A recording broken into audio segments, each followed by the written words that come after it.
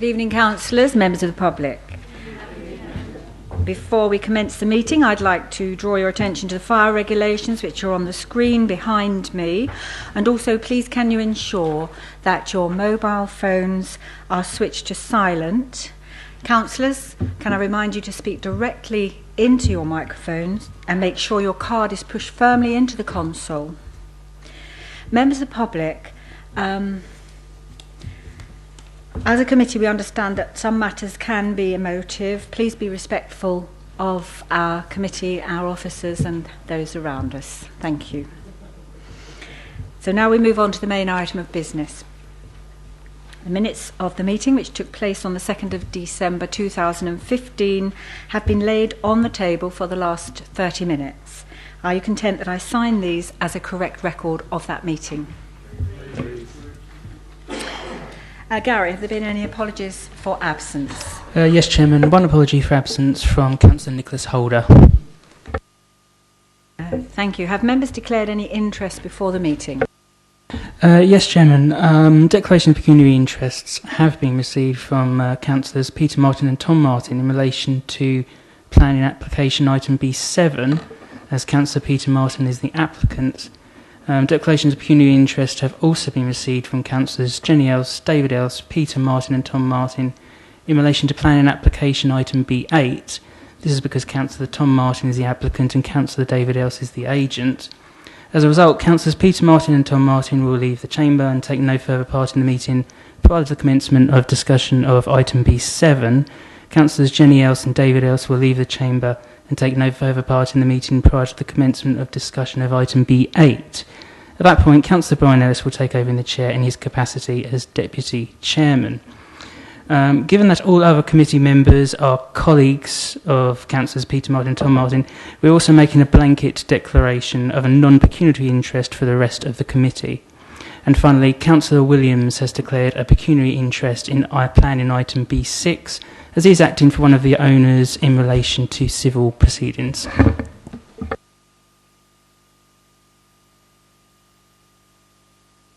Councillor Reynolds, you wish to say something? Sorry, could I just declare a late non-pecuniary interest in item B4, just that I'm a patient at Elstead Dental Surgery. Thank you.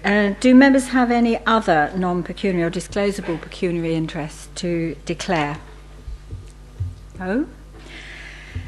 Have there been any questions received from members of the public, Gary? None received, Chairman. Elizabeth, are there any relevant updates to government guidance or legislation since the last meeting? There are none this evening. Thank you, Chairman. Thank you. In the event of site inspections being necessary as a result of consideration of the applications at this meeting, these will be held on Monday the 8th of February 2016 at a time to be agreed.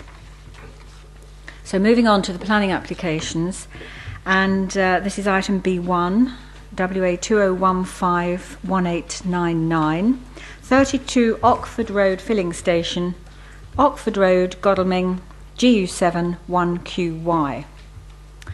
Catherine, would you like to introduce the application to the committee, please? Thank you, Chairman. The application relates to an existing fuel filling station located on the northern side of Oxford Road. It's currently operated by Jet. The site is to be taken over by Texaco, and the application is for replacement signage to reflect that change. The application has been brought before the committee as it contains illuminated advertisements within a conservation area. The application is therefore contrary to policy and falls outside the scheme of delegation.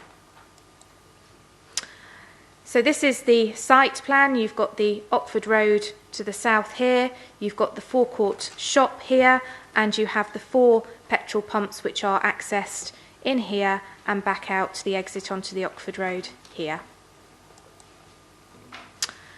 This is a proposed elevation looking from the west. This is the existing canopy which would be repainted. The proposed signage would include the totem sign here which displays the fuel prices on the roadside.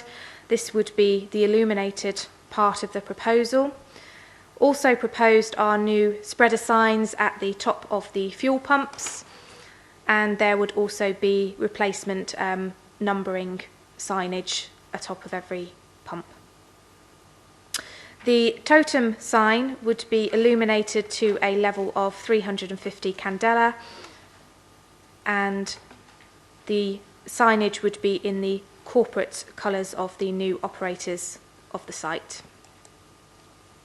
This is just a bit more detail of the proposed signs. As you can see, the totem sign on the roadside would have a maximum height of 4.5 metres and a width of 1.2 metres.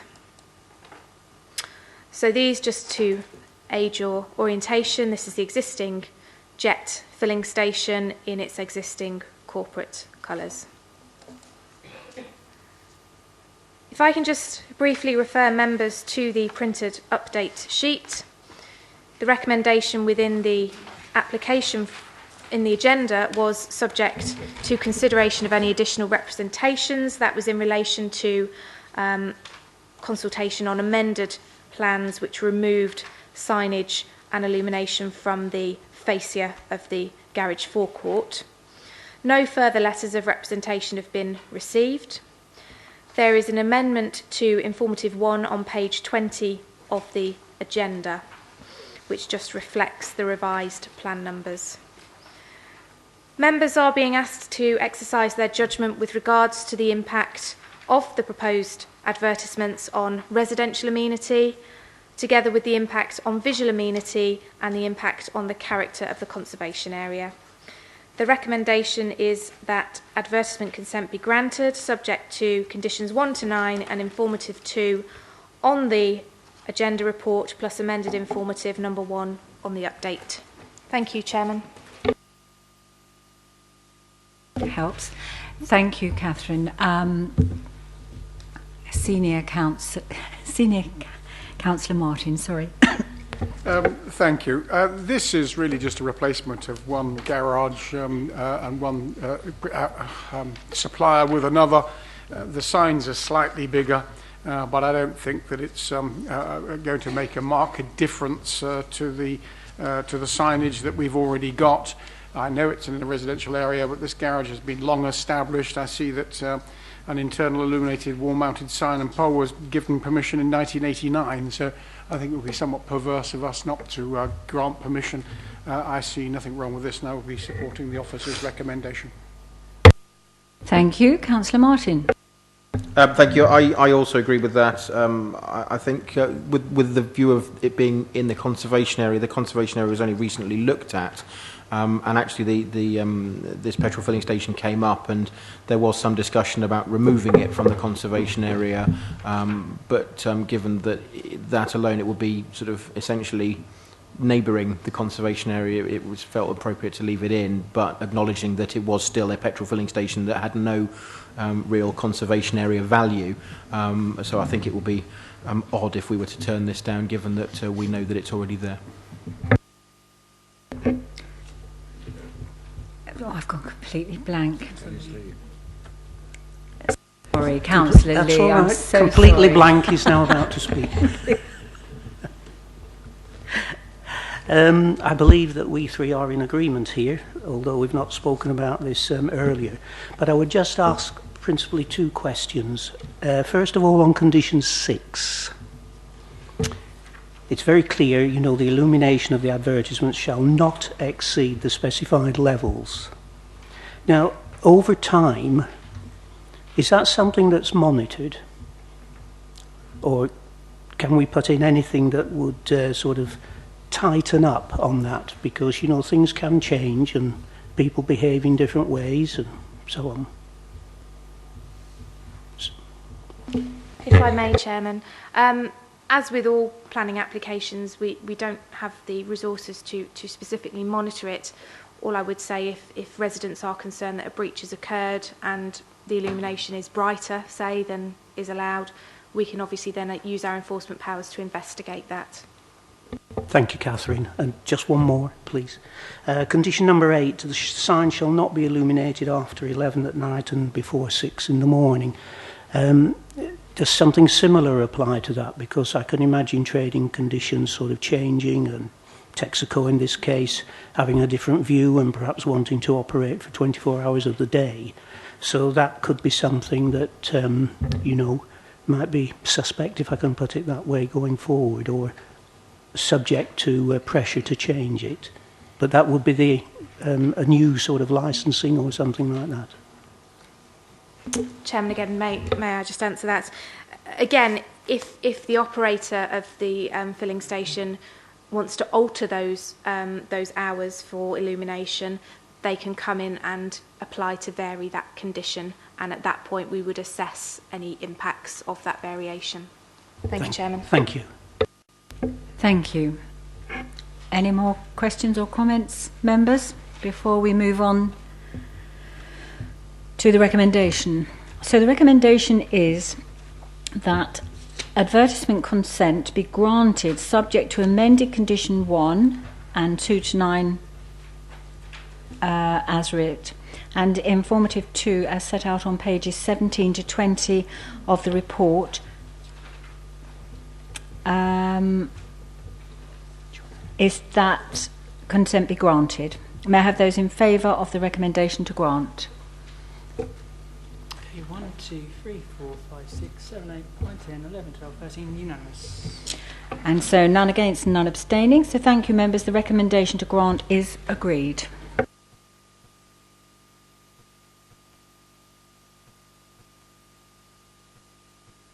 And we now move on to item B2, WA 2015-2068. Land at 56 Birch Road, Farncombe, GU7 3NU. Tim, would you like to introduce the application to the committee, please? Thank you, Chairman. Members, the site is located in Birch Road in Farncombe area of Godalming. The site forms part of the curtilage to number 56 Birch Road, which is here, which is an end of terrace property. Here's a closer up view, aerial photograph showing the site and the surroundings. The site surroundings is residential. This is the proposed site plan. The proposal is for the erection of 2 dwellings in the form of 2 one-bedroom flats, each one on ground floor, one on first floor. The actual built form itself would extend off the existing side elevation number 56 here. You can see the single ridge here proposed, and a 2-storey outshot as well to the rear. This is the proposed ground floor plan. You would have the ground floor flat would have the bedroom at the front with living space to the rear. Access to the ground floor flat would be from the side. The first floor flat access would be from the new front porch, and the layout would be the same as the ground floor flat. This is the proposed rear elevation. The materials would be roof tiles to match the existing property, facing brick at ground floor and new PVC cladding at first floor. This is a view of the side elevation of the proposal. And this is a view elevation of the front elevation, of the proposal. And again, the other side largely showing the elevation that would face number 56. Turn some site photographs. This is a view from the front of the site. So the proposal would extend off this side elevation here, with parking here where my car is, another one to the right. Each flat would have 1 space as per the council's guidelines. And this is the view from the rear of the existing site. The site would be divided with a new fence coming down here, with number 56 maintaining rear garden space, and the resultant garden space would be shared by the 2 flats. Members, in terms of the determining issues for this application, you'll note that at the back of the report, there is an appeal decision, which is highly material in this case. The application proposal before you is for the same proposal as that dismissed under the previous scheme. However, it should be noted that the previous scheme was dismissed for two reasons. Firstly was that the inspector was not satisfied that Thames Water would provide consent to build over an existing sewer that runs through underneath the site. And secondly, the lack of a legal agreement in regard to planning infrastructure contributions. It should be noted that since that decision, the applicants have gained consent from Thames Water, which was submitted with the application for the proposed build-over of the sewer, and that in the current situation, the council cannot justify the original sought contributions under the previous scheme. Therefore, the matters of judgment on the right-hand side, the inspector did not raise objection to the visual impact on residential amenity, provision of amenity space, and so officers consider that the proposal has overcome the previous appeal decision and therefore recommend permission be granted. Thank you, Chairman. Thank you, members. Councillor Martin. I think the appeal history here is probably the most pertinent, that essentially this has already been tested by the planning inspector, and the two items that were raised, that it was dismissed at that point, have been overcome quite clearly. So I think we will be hard pushed to do anything other than support the officer's recommendation, and I'd be content with that. Thank you. Councillor Martin. Thank you. I think I was in agreement with the application beforehand. It's a tight fit on the site, but I think it's a perfectly sensible, logical place to put an additional 2 dwellings. And as Tom Martin has said, the appeal decision is absolutely critical here. I can see no reason why we should not support this, and I'll be supporting the officer's recommendation. Thank you. Councillor Hunter. Thank you, Madam Chairman. As the ward councillor for this ward, I'm extremely concerned with this application. When the houses in Birch Road were built, there was nothing built on this piece of land for a reason, and that reason being that sewer pipe that runs underneath there. This pipe is about between 750 and a metre in diameter, and it runs diagonally across the site that runs to Broadwater Lake. I've had a look at the site, and you can see the path that the underground pipe, due to the drop in level of soil on either side of the pipe. There is a letter from Thames Water in regard to the application. It states that the pipe is in good condition. That does not make it immune to problems in future. I've witnessed during heavy rain that the manhole covers lift up due to the amount of water flowing through this pipe. The document before us states that there is no subsidence. I would disagree. Number 56 has had to have underpinning and done to the foundations, and there's a pathway on the southwest of the side of number 56 that has dropped at least 6 inches. I come to this debate with personal experience. I owned a property with a similar pipe, and one day there was a blowback causing a hole the size of 2 double-decker buses. Recently we've seen the devastation that can be caused with water in the floods up north. We're not immune to the flooding in this area. If you build a habitable accommodation on this site, it is at your peril. I cannot support the officer's recommendation that this application be approved, and I will be voting against it. Thank you. Councillor Wheatley. Thank you, Madam Chairman. I am the other member for this area, and I have to share my colleagues' concerns. I'm really not convinced by the letter from Thames Water that it is actually wise to build over this this pipe.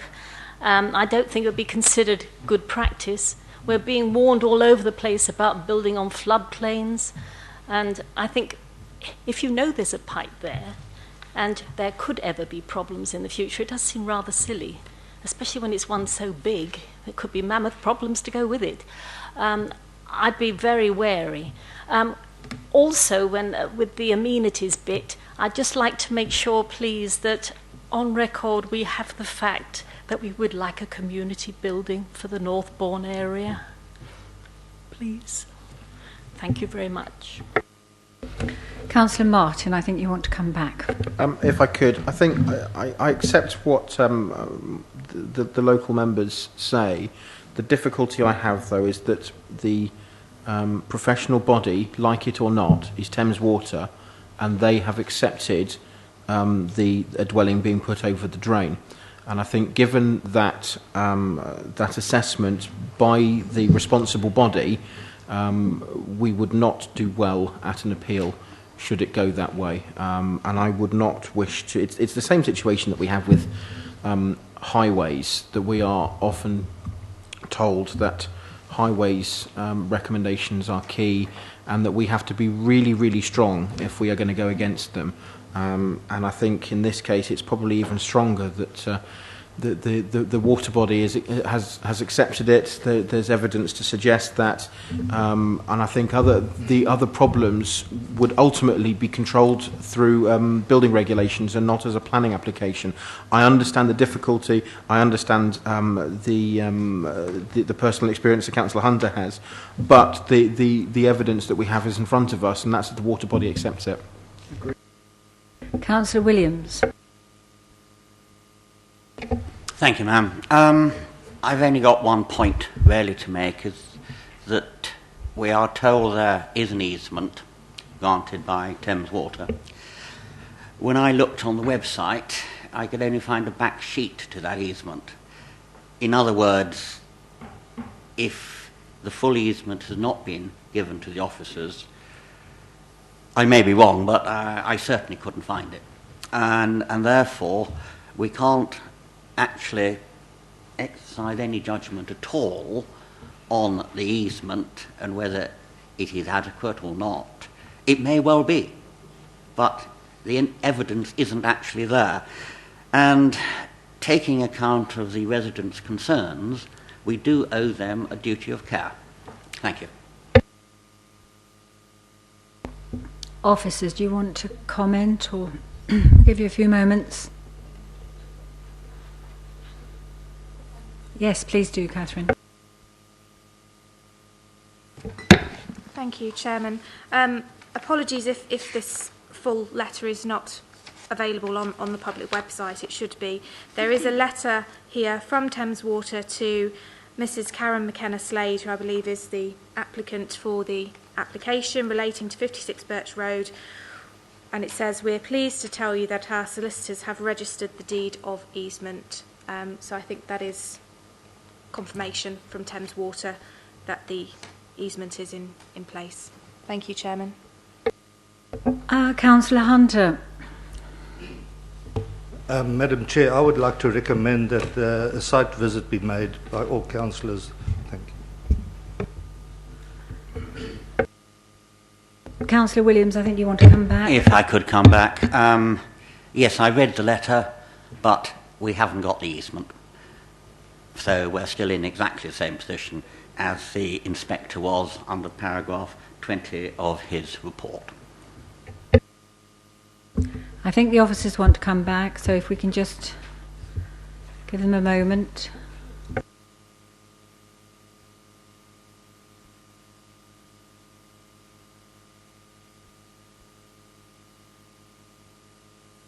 Chairman, if I could respond on that, I think there's a distinction here in that at the time of the appeal, I think the inspector indicated concern as to whether or not Thames Water would be able to support, in principle, the development. It's not actually critical that the easement is granted. It's just that from a planning viewpoint, I don't think the inspector would want to grant permission if they weren't clear about the position, the likely forward position of Thames Water. I think the position is different now. I think the letter that Catherine has read out to you is fully indicative of the fact that there is no longer an overriding objection from the statutory undertaker, and therefore from a planning viewpoint it would be, I think, unreasonable to refuse this development on the basis they hadn't concluded the easement. We're of the view from the documentation we've received that it has been concluded, but I don't think that in itself is critical. The point is that from a planning viewpoint, that Thames Water would not be supporting us in an objection in terms of the development, and from your viewpoint of planning committee, that's what you need to have regard to. If you had a reason for refusal based on that, I think you would be found to be unreasonable on that ground. Thank you, Chairman. Thank you. There's obviously quite a debate. Councillor Martin and Councillor Williams, I'll let you come back on this, Councillor Martin first, but then we have had a suggestion that we have a site visit, so we do need to deal with that as well. So if Councillor Martin, you'll put your points forward first, then Councillor Williams, and then we'll see about a site visit. Thank you, Madam Chairman. I don't support a site visit. I think it's quite clear-cut. I can see the position in the photograph. I understand what Councillor Hunter has said, and I do have a lot of sympathy with the way in which he's spoken with considerable passion and belief in this particular cause. It's extremely clear-cut, and I think our officers have expressed the view very clearly. We would, if we went to appeal on this, then I don't think we would stand a chance, and we would clearly be out of line. In the previous appeal decision, the Thames Water position was quite important. That has now been resolved, and it would be perverse of us to turn down an application on that matter. And therefore, I think it's very important that we support the officers and go with their recommendation. Right, Councillor Williams, if you could be brief, please. I'll be very brief. There is no reason why this matter should not be deferred for the easement to be produced. Okay, so first of all, right, yes, please, legal advice. If I just add, if it would be helpful, the building over agreement or the build over agreement is a perfectly legal document. What would normally happen is that Thames Water would do a survey whilst the building is going up and after. So if there are any damage to the sewers, then Thames Water can actually serve a notice on the developers. They can actually get the building knocked down. So I don't think it's something that committee has to sort of think about at this stage. It's you know, I think it's perfectly okay if you're minded to grant permission to go ahead and do so. Thank you very much. So if we could go please back to Councillor Hunter's suggestion that we have a site visit, that this application is deferred. Do we have any support for that at all?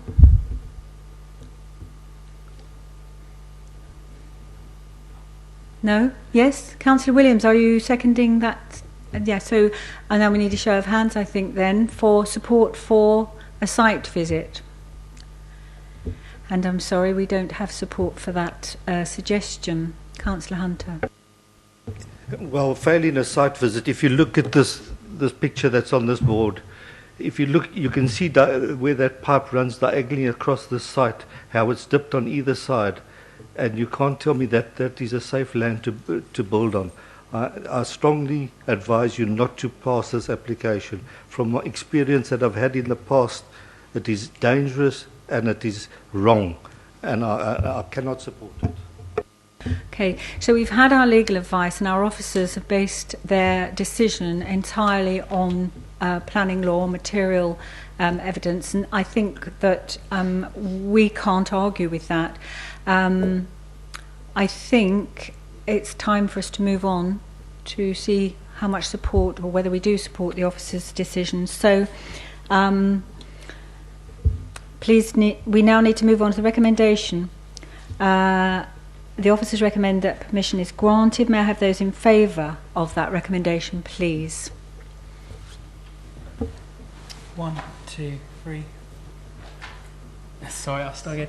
1, 2, 3, 4, 5, 6, 7, 8, 9. And those against? 1, 2, 3. And abstentions? 1. Oh. Madam Chairman, would you be kind enough to record our names as going against, please? Yes. Thank you. And 1 abstention. Yep. So, thank you, members. The recommendation to grant is agreed. And now we move on to item B3, WA 2015-1863, 14 Dean Road, Godalming, GU7 2PJ. Catherine, would you like to introduce the application to the members, please? Thank you, Chairman. The application relates to number 14 Dean Road, which is located at the northwestern end of Dean Road within the developed area. The application has been brought before the committee at the request of the local member. I should just explain that since that request was made, the application has been amended, the development has been reduced in size and scale, and has led to officers being able to offer their support for the application as is now proposed.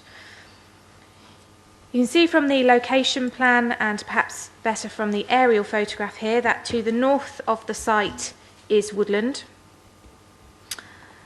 The site in question, located here with the blue circle, comprises a semi-detached two-storey property. This is the front elevation. As you can see, it currently has a hipped roof form at the front, back and side. The proposals include a hip to gable extension, so it would extend this central roof out to a gable end with a window here, together with the erection of a flat-roofed dormer on the rear elevation of the property. So the existing floor plans, at present it is a loft space, and it is proposed to turn it into habitable accommodation. This is the existing roof plan. You can see here the angles of the hip. It would be turned into a gable here at the front, and at the rear this area would be the flat roofed dormer. Before we go on to the determining issues, if I can just draw your attention to the printed update sheet. Again, as this application was subject to reconsultation following the amendments, there was an opportunity for additional representations. No representations have been received since the production of the agenda. The matters of judgment to be considered this evening are the impact on visual amenity. Members will note that the flat roof dormer does not represent the best design solution and is contrary to the guidance of the Council's SPD for residential extensions. However, officers are of the view that the applicant could likely undertake a very similar development under permitted development. This represents a realistic fallback position for the applicant and is a highly material consideration. Officers also note that in the locality there are various other developments of this nature, albeit there don't appear to be express planning consents in place for those developments. They are likely to be historic and carried out under permitted development. In any case, you're asked to assess each application on its own merits. On that basis, and very much on balance, it is recommended that permission be granted, as set out on the printed update sheet, subject to conditions 1 and 2 and informatives 1 and 2 on the agenda report. Thank you, Chairman. Thank you, Catherine. Councillor Reynolds, please. Thank you, Chairman. I brought this to the committee because I did have some correspondence with the applicant when his original application was going to be refused by the planning department, and I did sort of slightly struggle to understand why, because as has been said by officers, there's a number of properties throughout, well, Dean Road, Pepperhouse Road, just to name a couple of roads, but certainly probably in Busbridge, where a similar sort of development has gone on. Perhaps differently in this case, the applicant did actually want to put through a planning application rather than go through permitted development. Obviously he liaised with officers. I think I interceded a little bit, and happily we now have a position where his application is to be granted, and I think that's great. I don't particularly like flat roof dormers either, but I think you have to make exceptions sometimes. It's a dormer at the back of a building. It's got no neighbours to one side, and even behind it, it's got no real neighbours because it's got woodland and backs of gardens. So you know, it's not in a position of any great significance that people are going to look at. I mean, I don't like flat roof dormers, certainly to the front where it's visual and it's visible and you can see it. But given that probably half of his neighbours have got a very similar sort of scheme, it does seem rather perverse not to be able to grant permission. And I'm very glad the officers have been able to do so in this case, and I support them. Thank you. Thank you. Councillor Lee. Thank you, Madam Chairman.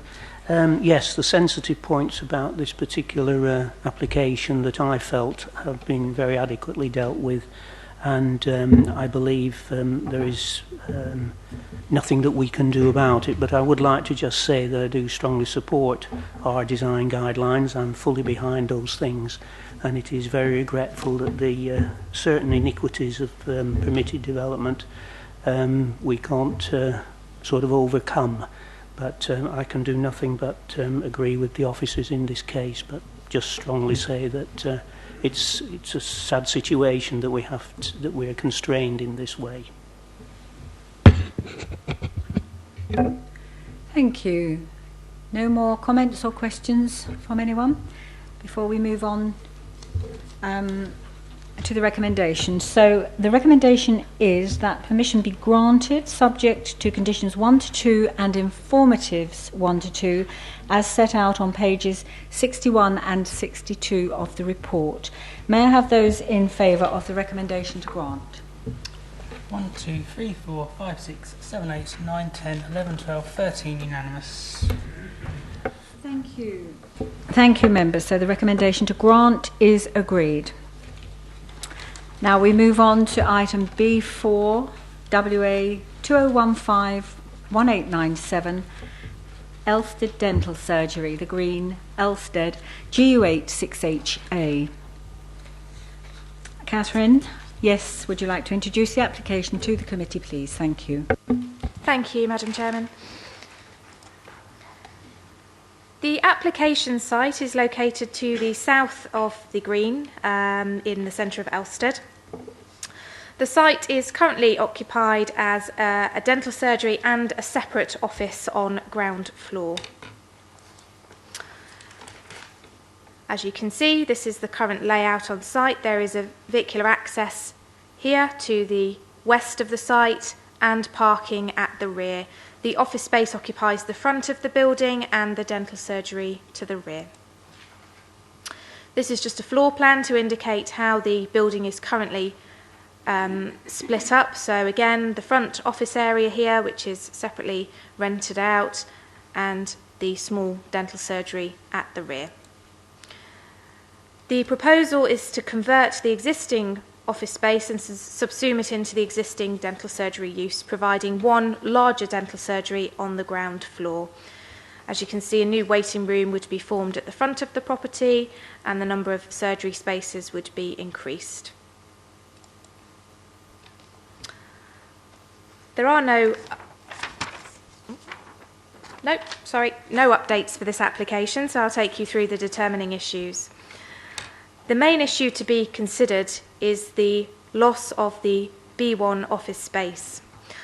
Whilst this space would be lost and the application would therefore not strictly accord with local plan policy IC2, the dental surgery use would retain an employment generating use and an economic use on the site. It would also expand the facilities on offer locally to residents to help them meet their day-to-day needs. On that basis, it is recommended that permission be granted, subject to conditions 1 to 2 on pages 76 and 77 of the agenda. Thank you, Chairman. Thank you, Catherine. Councillor Wheatley. Thank you, Madam Chairman. We've lately had questionnaires go out in Godalming regarding neighbourhood plan. Amongst the biggest gripe of our residents is lack of dentists. And while I appreciate that you're going to lose an office, I think it'd be far greater appreciation of the extra dentists. Thank you. Thank you, Councillor Martin. My usual objection to a lack of commercial space, I think, is overridden in this case, because at the end of the day, this is still a business, and I'm entirely happy to see a thriving local business prosper, and I think it would be wrong of us to prevent that. So I'm happy to go the officer's recommendation. Councillor Martin? I would agree with those incisive comments. Never one to miss an opportunity, Councillor Moss. Are there any other comments before we move on to the recommendation?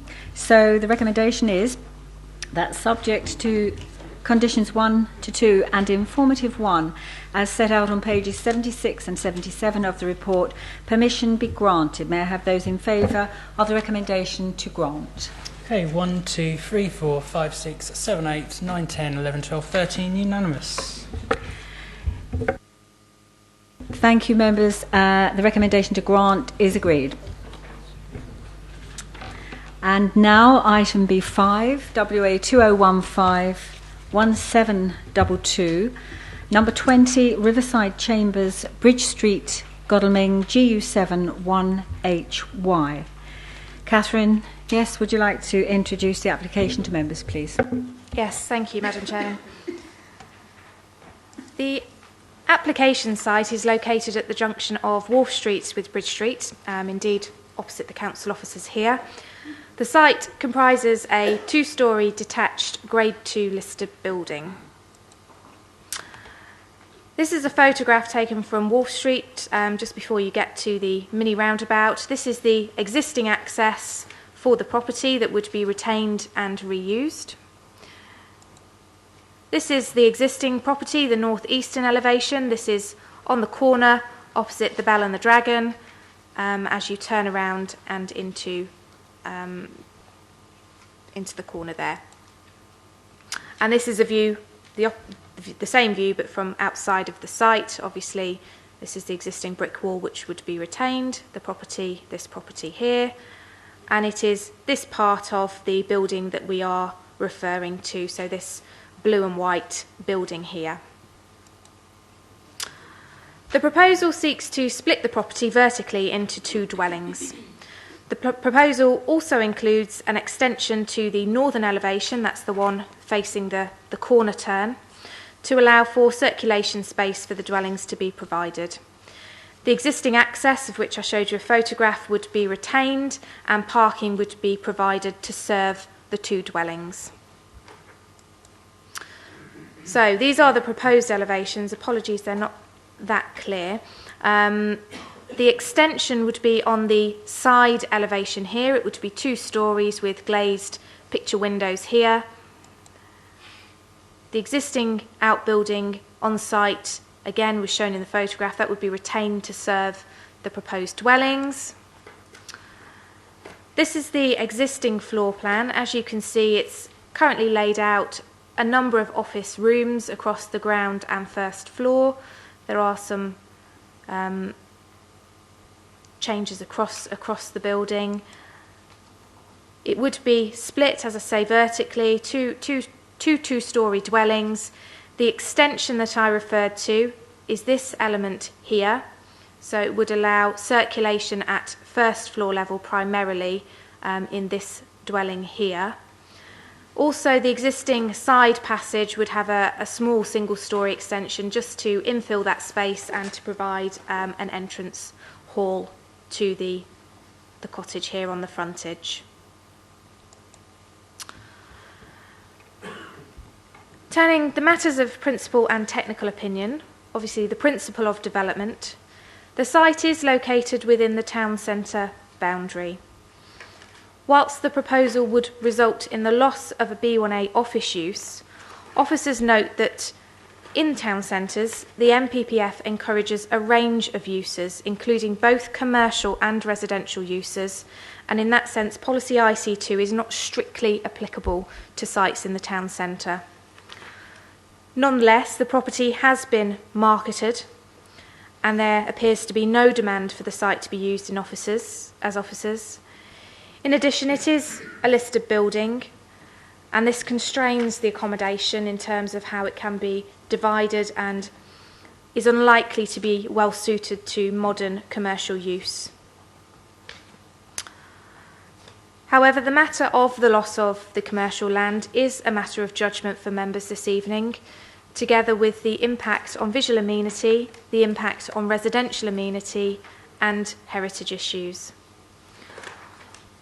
Officers recommend that permission be granted, subject to conditions 1 to 6 set out on pages 97 to 98 of the agenda. Thank you, Chairman.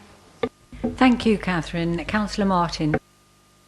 Thank you. I strongly dislike the loss of commercial premises, and this was a commercial premise for many years, ever since I've been in the town, and I'm very regretful that we're looking likely to lose yet more commercial office space in the town. I understand the comments from the officers, and I understand the points that are made on page 87 and so forth regarding the change of use.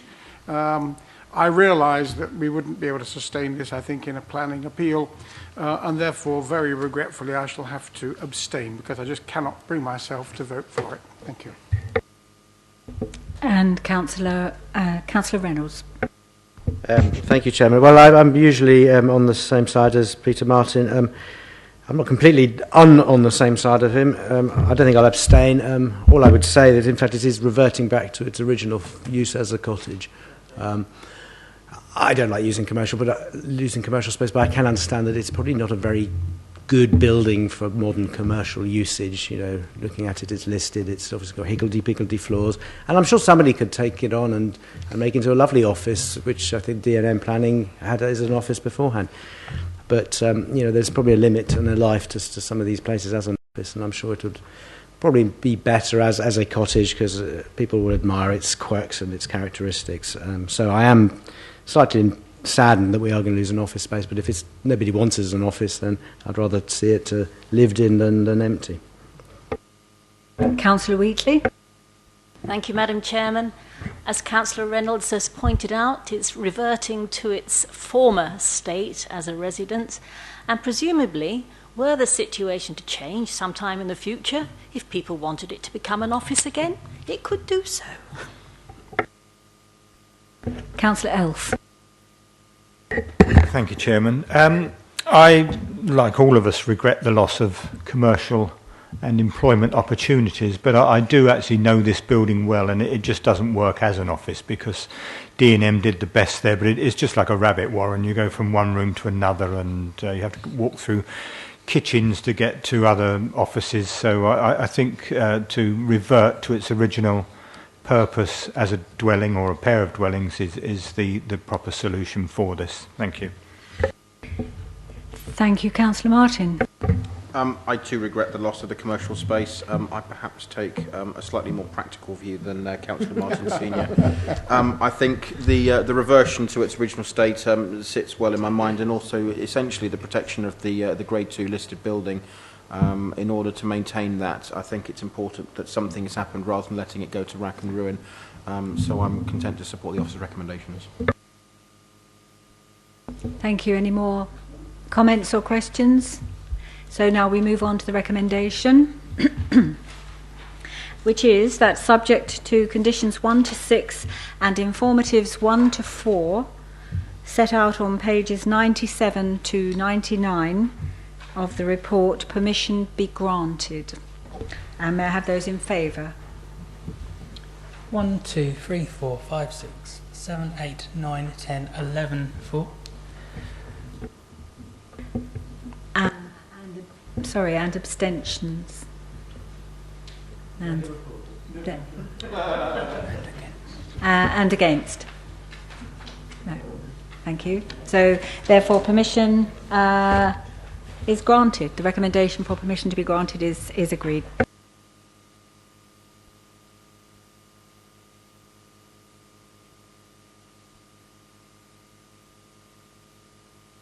So now, item B6. WA 2015-2099, 139 High Street, Godalming, GU7 1AF. David, welcome to our committee. And would you like to introduce the application to us, please. Yes, thank you, Madam Chairman. This application has also been brought before the committee this evening by a local council member, and the location 139 is on the southern side of the High Street, close to its southwestern end.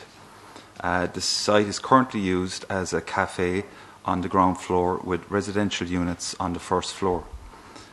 So the proposal is for the erection of ventilation ducting and flue to the eastern elevation, which I will show you now. Here we see, of course, the location plan, and on either side of it is also Domino's Pizza on the western side, and on the eastern side is a kebab shop. Here, as you can see, it's already been installed. The horizontal vent is approximately 6 to 7 meters, with the vertical section being also 6 to 7 meters. Also, you can see the outlet is some 1 to 1.5 meters above the highest point of the roof. So here gives another view of this horizontal and vertical section of the ducting. Here we can see it along the eastern section as well, the eastern elevation, the duct along the wall from the kitchen. And also there have been no updates on this application. Members are being asked to exercise their judgment on the effects of the proposal on the conservation area, on the visual amenity, and on the residential amenity. There have been no objections, and there have been no letters of representation from members of the public.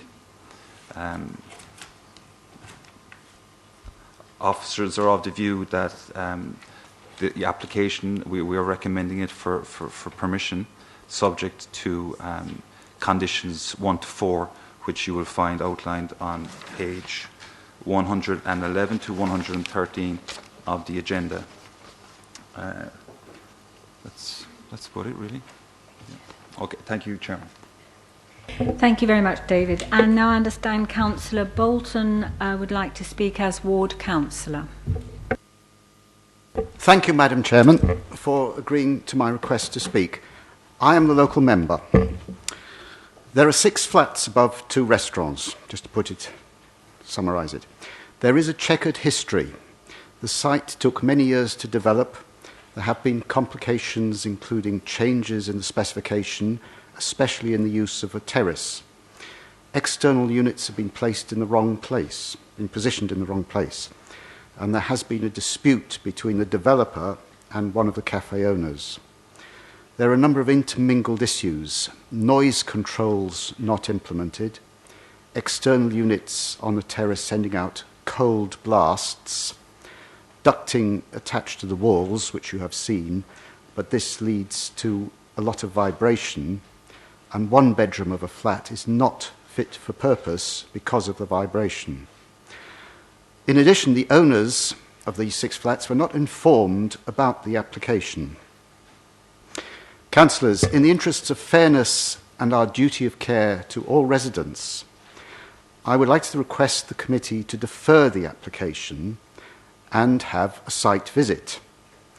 This will allow owners to show you the problems and to put their case. Thank you. Thank you very much. I'm just going to get some advice here.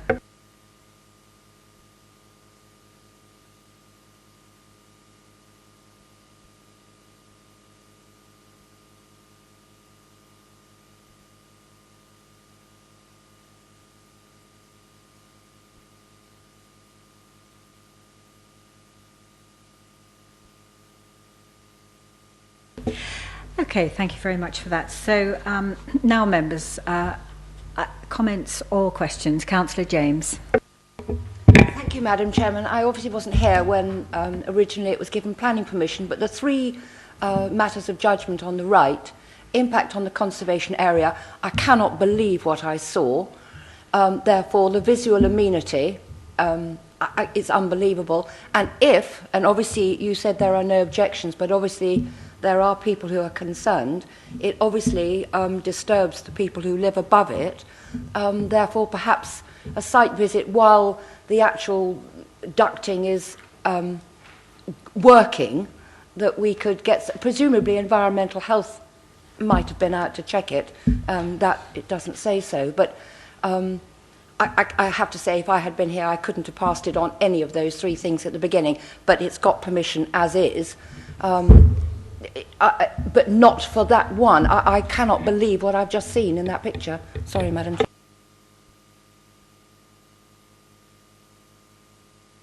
So, Councillor James, do you want to propose that we defer and have a site visit? I am happy if the local member also wants a site visit. I would be happy, but as long as we know that the actual ducting is working when we go on the site visit, so that we can then see what the vibration and the noise is to the residents who live above it. Thank you. So, Councillor James, you must, if you're prepared to propose, you must say you wish to propose a site. I wish to propose a site visit for those reasons I have just given, if I have a seconder. So, therefore, we would like a seconder, please. Anybody happy to second? Councillor Upton. Having some experience of square ducting and vibrations caused without attenuation, I'd like a site visit to check to see what the operating of this particular ventilation system is working like.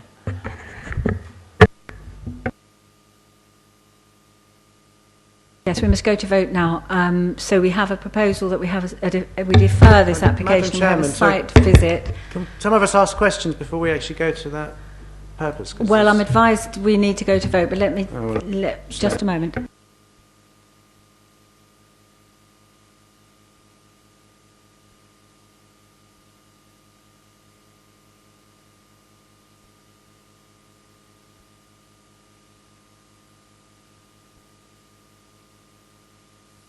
Okay, so what we can do is take questions and comments in relation to the site visit, but nothing else at this moment. So if no, I can't allow you to come. No, he can't. No, I can't. I can't go back to you, Councillor Bolton. I'm sorry. So we need now questions on whether we have. Whether we have a deferral and a site visit. That's all we can talk about at the moment. And then we'll go to the vote, and then we'll go to a conversation about the application. So does anyone have... Yes, Councillor Martin. Thank you. I wish to speak in support of the deferral and in support of the comments that have been made. I note on page 108, under the section dealing with the impact on residential amenity, there is reference by the Council's environmental health officer who has considered this, has talked in that about the effect of noise and odour, and there's a reference in the bottom paragraph, page 108, to the potential impact on residential amenity by way of noise and vibration and odour.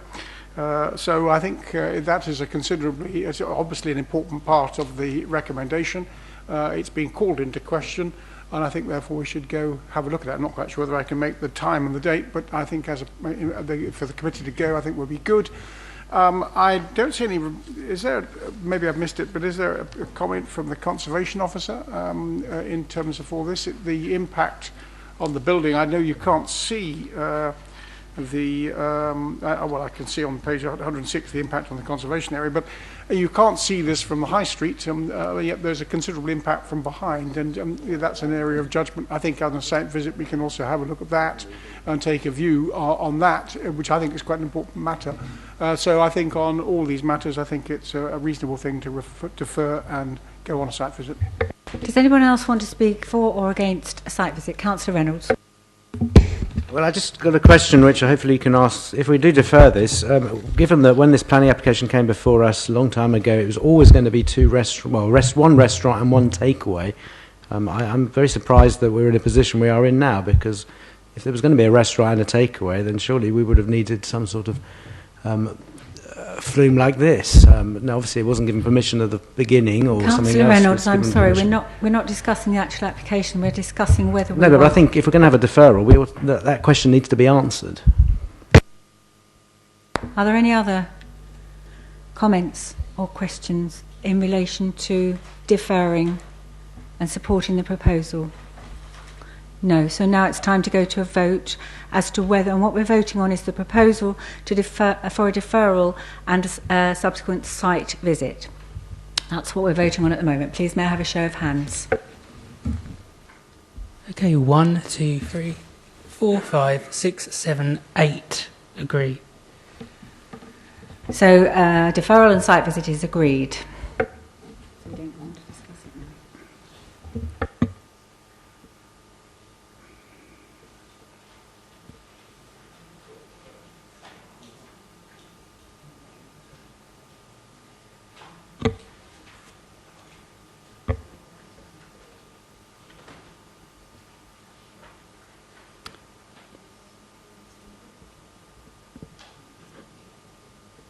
Okay, so the site visit will be... Thank you, Madam Chairman. Thank you. The site visit will be on the 8th of February at 10 o'clock in the morning. Elizabeth. Elizabeth, you want to speak? I only say, Chairman, that I just wanted to clarify that Councillor Reynolds did also indicate that if the matter was going to be deferred, that he wanted some additional clarification. If that is to be the case, if I could just be absolutely clear about what that matter is, because we'll be very happy to establish that and bring that into an amended report next time after the site visit. Thank you, Chairman. I think what I'm saying is this has always been intended that both of these, there were always going to be a restaurant and a takeaway. So when we looked at the planning application 2-3 years ago, I'm surprised by condition or something this wasn't flagged up at the time, because any restaurant or takeaway needs obviously external ventilation. So that's really my question, is why 3 years later or 2 years later or whatever we're now sort of in this position, because surely as part of the planning process some sort of ventilation should have been foreseen, and maybe some of it was built but maybe it wasn't good enough. But I don't understand why we're where we are, that's all. Yes, okay, thank you, Councillor Reynolds. I think that you can answer that question when we come back after we've had our site visit, sorry. Okay, so that's the date and the time of the site visit, and we now move on to item B7, and I think Councillors Martin and Councillors Martin are leaving us now. So we move on to item B7, WA 2015-2196, 18 Windy Wood, Godalming, GU7 1XX. Sophie, welcome to our committee. Would you like to introduce the application, please? Thank you, Chairman. The application relates to a two-storey dwelling in a residential area on the northern corner of Windywood.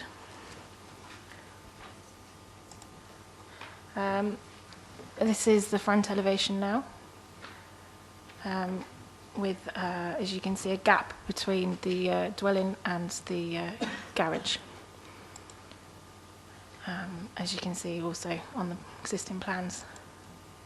And the roof plan which Excuse me, shows... Madam Chairman, could Sophie speak up a bit, please, Sorry. or get closer to the microphone?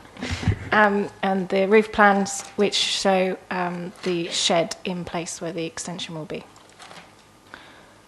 And the existing elevations. So the proposed plans are for an infill single-storey extension between the dwelling and the garage. Also for a pitched roof porch in front of where the existing entrance is.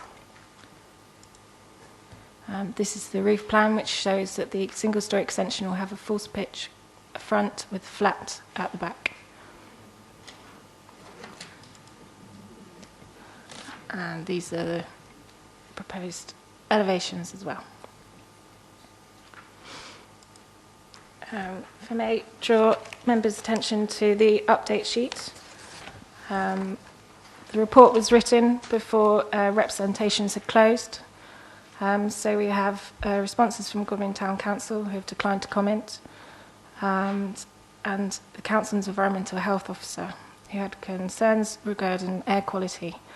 Officers have looked at the recommended conditions and taken into account the scale of the proposed development. We do not consider that the above recommendations can be reasonably applied by condition. No further additional representations have been received. So members are being asked to exercise their judgment on the impact on visual amenity and residential amenity. The recommendation is permission be granted subject to conditions 1 to 2 and informatives 1 to 3 as set out in the report. Thank you, Chairman. Thank you, Sophie. And members, over to you. Councillor Reynolds.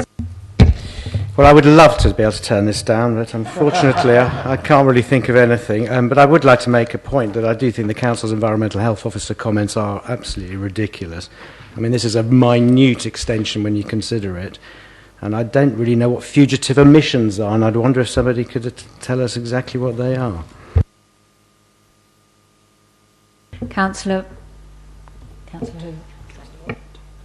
Oh, sorry, yes, Councillor Thornton next. I beg your pardon. Yeah, fugitive emissions in Windy Wood. I would like to actually know what they are. Councillor Wheatley. Thank you, Madam Chairman. This property is right up the far end of Windy Wood. Only those actually coming to the property at all see it. And I would think at the infill will actually just tidy up a corner, so I really can't see that there would be any grounds to turn it down. Thank you. Any more comments or questions before we move on to the recommendation, which is that permission to be granted subject to conditions 1 to 2 and informatives, excuse me, 1 to 3, as set out on pages 125 and 126 of the report. May I have those in favour of the recommendation to grant? Okay, 1, 2, 3, 4, 5, 6, 7, 8, 9, 10, 11. That's unanimous. So thank you, members. The recommendation to grant is agreed. And now, due to previously declared interests, myself and Councillor David Else will leave the chamber, and our Vice Chairman, Councillor Brian Ellis, will take over as Chairman. Thank you.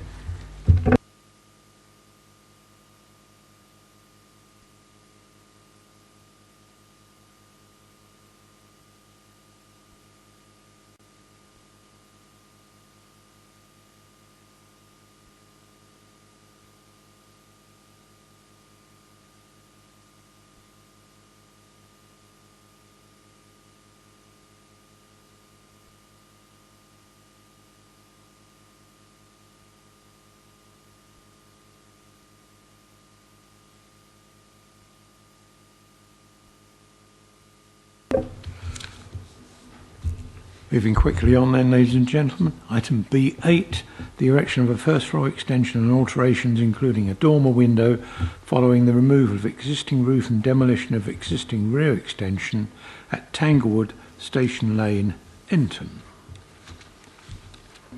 Sophie. Thank you, Chairman. The application relates to a bungalow on the west side of Station Lane amongst a group of mainly two-storey dwellings. This is the front elevation at the moment. So as you can see, it's a shallow bungalow. This is the rear. This is the proposed block plan. So the proposal is for a first floor extension to turn it into a two-storey dwelling. The single-storey extension at the rear is to be demolished. These are the existing elevations and floor plans. The garage is to be retained. This is the proposed elevations and floor plans As you can see, the style of the roof will stay the same, and it will be a full 2-storey dwelling. There will be windows on the side elevations, but they will be secure and fixed. This is the proposed floor plan with the removed single-storey extension, and this is the first floor. This is the proposed street scene. As you can see, the nearby dwellings are both 2-storey. May I draw members' attention to the update sheet? The report was written before a representation period was finished, but no additional representations have been received. Therefore, members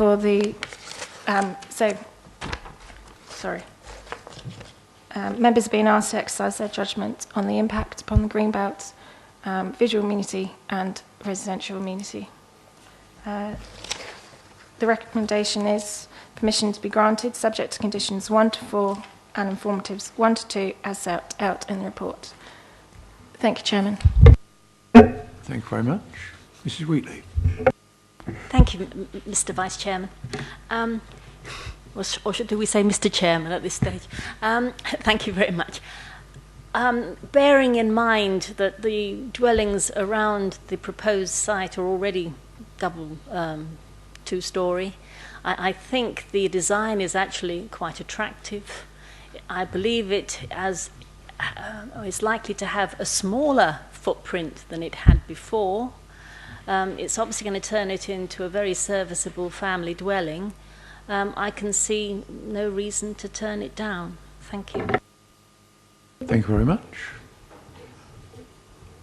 Thank you, Chairman. I fully support the officer's recommendation. It ticks all the boxes on the right-hand side, and I think actually it's more attractive than a bungalow, so I will support the officer's recommendation.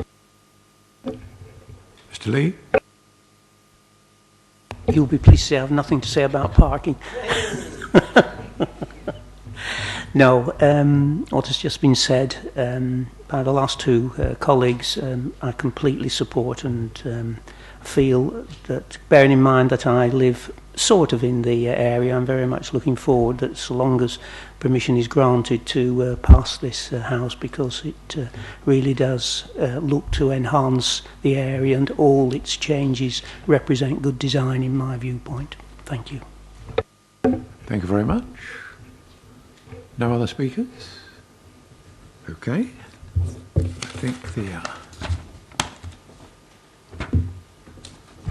we have then a revised recommendation, page 2 of the update sheet, and that is that permission be granted subject to conditions 1 to 4 and informatives 1 to 2 as set out in the report. Can I see those in favour of that recommendation, please? Okay, 1, 2, 3, 4, 5, 6, 7, 8, 9. That's unanimous. Thank you very much. Permission is therefore granted, and I think we have reached the end of the agenda. Ladies and gentlemen, have a safe journey home. Thank you.